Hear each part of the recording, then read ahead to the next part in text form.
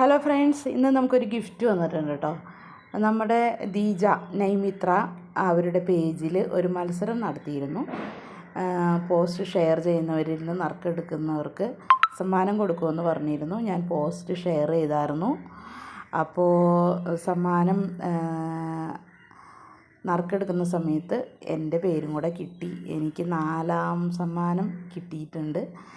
അത് ദീജ അയച്ചു തന്നതാണിത്. നമ്മുടെ നൈമിത്ര ആണ് ബ്രാൻഡിൻ്റെ പേര്. അച്ചാർ ഉണ്ടാക്കുന്നതാണ്.